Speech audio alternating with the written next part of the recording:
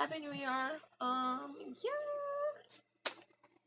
What do I want to talk about? There's so much things to talk about. So my 30 and 30 is done. They are finished. I just need to iron most of them and wash them and take pictures in them and then put them up so you can see. And I want to thank everyone for following me over there on the Instagram. I need to really start posting on that, and an update on the fabric store that I'm going to be launching on Etsy.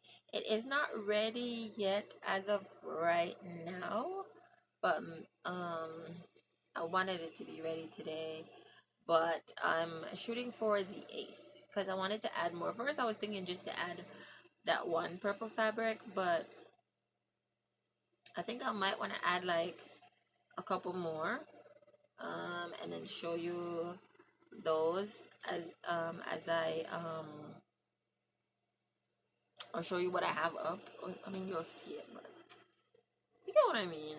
But anyways, I want to make something out of it and show you. That's what I'm trying to say. Yeah, I want to make something out of it and show you what it is. For some reason, I don't like this angle.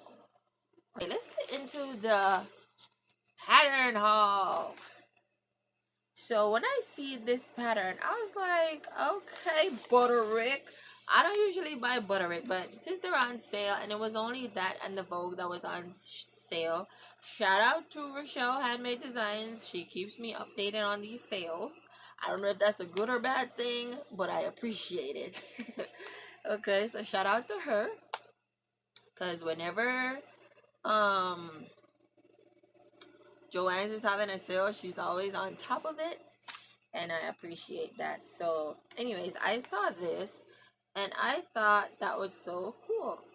The pants actually are really so cool because look at that waist, and it's so easy. Like, it's an easy make. Like, that is one piece. It's not like a whole separate waistband. It's just all. It probably has a facing on the inside, but for the most part the outside is just um like one piece, and I just like that sleek look because I actually went there for that other pattern. If I can remember what number it is, or if I remember while editing this video, I'll post it up, the pattern that I actually went there for, that I had in mind for the Butterick. But then when I realized, I was like, okay, I really looked at it and I was like, okay, do I really need this pattern? Do I really need it? Do I really need it? What in this pattern makes me want it? And that's what I'm doing right now for when I'm buying things, whether it's fabric or patterns. I'm really considering, what am I going to make out of this? Am I really going to make anything out of this? Should I buy this? Why do I want this right now? Those are questions that are going through my mind nowadays. Back in the day, it was like, oh, I like it, let me get it. Oh, I like it. Oh, I might need this something, something, you know? And then sometimes I end up with a lot of patterns that are the same. But there are a few things in this pattern that I do not have. Number one, I have pants similar to this, but with that waist area right there with the slit, but it has a waistband, so it's a separate piece. But this, I don't have anything like this pants right here, and I really like that. For the top, I do have something like the top in that from one of those other patterns, but it's not a button down, but you could obviously make it a button down if you want to, from either Simplicity or McCall's. And also, this is a drop sleeve. This is a drop sleeve shirt, and I just like how it's cropped because I'm really considering those crop kind of shirt looks. I like how it looks. Not sure how it would look on me, but because I have a punch, but I think it looks really nice, and I just like that design. And here are the line drawings. So yeah, this is a very easy pattern. No, it says average, but I think it's easy because yeah, the shirt looks easy. It doesn't look like it has a collar stand. It doesn't look like it has a collar stand, so Yeah, I feel like this is super easy. Okay, well, let's get to the other one, and this is super easy. And I just thought this was so cute. I don't have anything. Well, do I? No. I don't have any bell bottoms. I got it for the bell bottoms. I was actually gonna hack a pattern and make some bell bottoms as well, like how I did my grown up bell bottoms. But yeah, it was 199. You know how it goes. If it's 199, why draft it? Why struggle with drafting it, even though it wouldn't be much of a struggle? But it's already there. It's already there. Yeah, and I just thought the ruffles were cute, and I like the jogger pants on this pattern. I kind of like everything about this pattern. It's just like a nice, really cute, casual set for baby.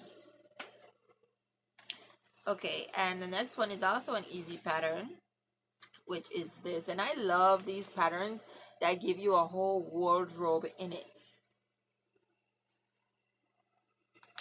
And sorry I wasn't giving you guys the name of the patterns. My bad. Okay, so let's go back. So this is B6880. B6880, and that's for that one. And this is B6920 for the baby pattern. And this one is B6718. Oh, I'm glad that pattern fell because I was missing one. I actually got four, and I didn't even realize I wasn't showing you guys four. But anyway, I like this pattern. Why? I got it for the jacket because the other pattern that I wanted to get that I really went for, it had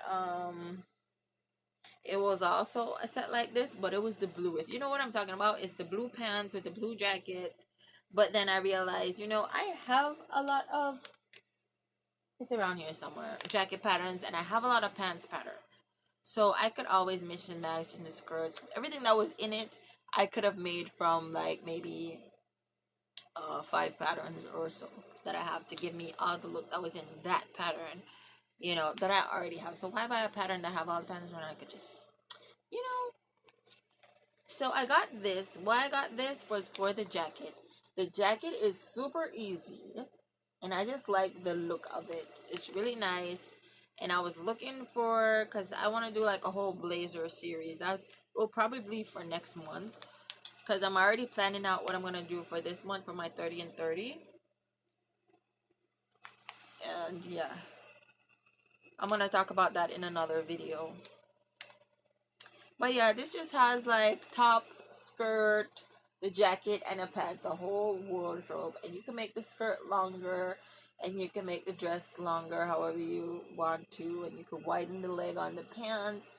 So these pants are like a pencil pants. I don't know if that's what you would call it, but you see it. And I just like this look. It looks really sleek. It looks really nice. It looks really sophisticated. But I really got it for the jacket. I really like how the jacket is. And these are the line drawings for that. I hope you can see that. Okay, and last but not least is Butterick 6497. And this is just a coat pattern, which is average. I like the princess themes in this coat, even though I think I already have a coat that has princess. So I have this coat that has princess themes in it, and this is a McCall's M7058. This has princess themes, but it has a different silhouette. As you can see, this one, the Butterick, it flares out, and this reminds me of like something Kate Spade or that somebody from the royal. This looks like something the royal family would wear actually. If you really see how they dress, this looks like that kind of English style of dressing. And I just really like that. This looks more American, and then this looks more like British, French, English. Just that classy look, and I really like that look. So yeah, I have a bunch of jacket patterns and coat patterns. I would like to make up a few. I don't know if that'll happen this time. My first coat was that one I made, the green one, and I actually wanted to make some more of those. but I haven't got the chance to because I'm trying to actually finish all my UFOs. I'm trying to finish all my UFOs this month, to tell you the truth. And I also did some dyeing. This fabric right here, isn't it pretty? I just love how this turned out. So I did some dyeing in my washing machine again. You guys should totally try dyeing in your washing machine. Okay, it's super easy. If your machine has a silver inside and not the white, I don't recommend it for the white because I'm not sure how it's gonna turn out. It might stain it. Okay, so don't go listening to me and do that. But if it has the silver inside, mine has the silver inside, and there's no residue or anything like that inside of my machine. So I put about quarter of the bottle in the water. I do like a deep fill, and I do on the hottest setting, and I do what is that, pre-soak? It's either pre-soak or delayed wash. No, I think it's pre-soaked. Yeah, so I do a pre-soaked where it could sit in the dye and really absorb it, because that's what you're actually doing anyway when you do it.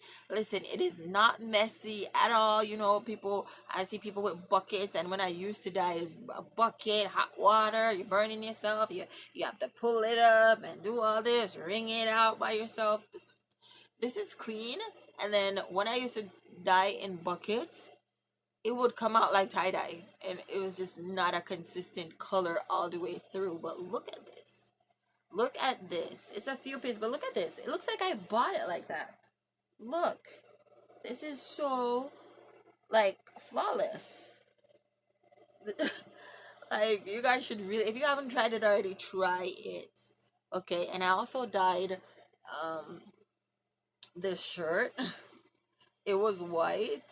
All this fabric right here was white or cream. I think it was more of a creamish white. It wasn't like a stark white. It was more like a kind of like a off white, and I just didn't like the color. Like, who's really gonna wear off white? It looks dingy. Like you've already had it for like, and I haven't even worn it. Even when you wash it, it just doesn't.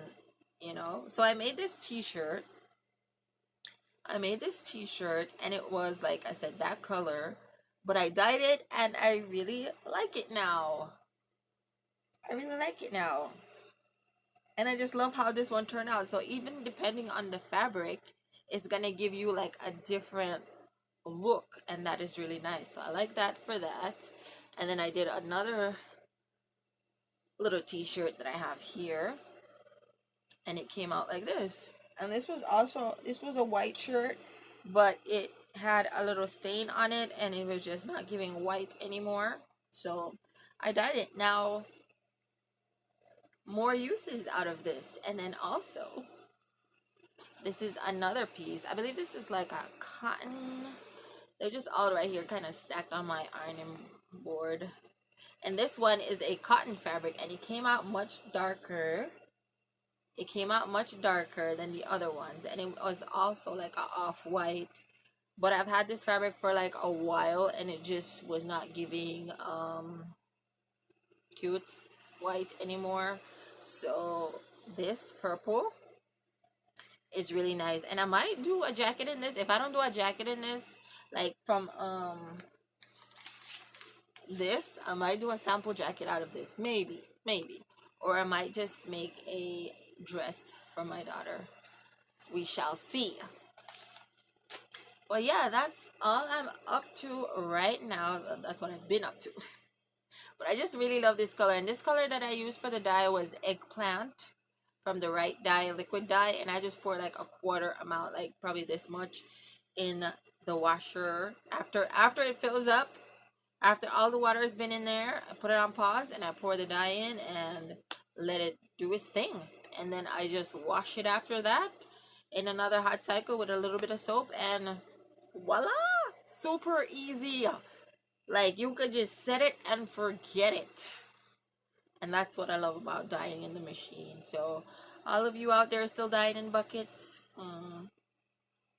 you should change your game, because this is a game changer for me. And nobody taught me how to do it. I just like, I just throw it in the machine, and I just throw it in the machine and see what happens. That's what I did with the yellow.